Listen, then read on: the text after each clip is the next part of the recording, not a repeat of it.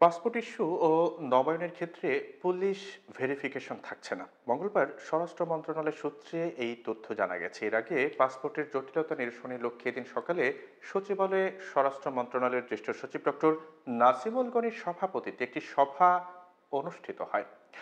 জাতীয় পরিচয়পত্র ও জন্ম নিবন্ধনকে পাসপোর্ট ইস্যুর মূল ভিত্তি ধরা হয়। এই দুটি সঠিক থাকলে পাসপোর্ট দেওয়ার ক্ষেত্রে কোনো বাধা থাকার কথা নয়।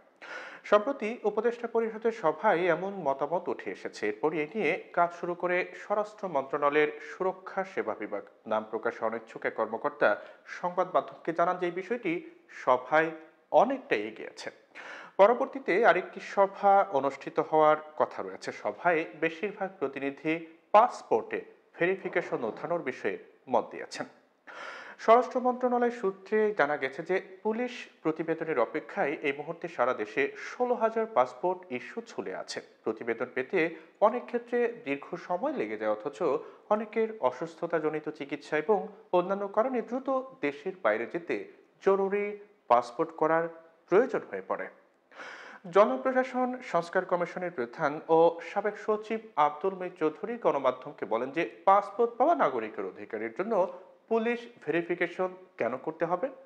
ইংল্যান্ডে পাসপোর্টের আবেদন করলে পোস্ট অফিসে পাসপোর্ট চলে আসে। প্রত্যেক নাগরিকের পাসপোর্ট পাওয়ার অধিকার আছে।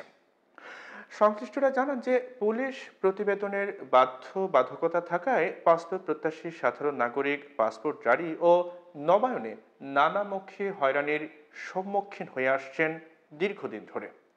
দীর্ঘদিনের এই সমস্যা থেকে প্রতিকার পেতে ভুক্তভোগীরা সরকারের বিভিন্ন মহলে আবেদন নিবেদন করেও প্রতিকার পাননি। এই অবস্থা থেকে উত্তরণে পুলিশ ভেরিফিকেশনের জটিলতা নিরসন করে পাসপোর্ট জারি ও নবায়নের নির্দেশনা দেওয়ার সিদ্ধান্ত হয় সম্প্রতি অন্তর্বর্তী সরকারের উপদেষ্টা পরিষদের সভায়।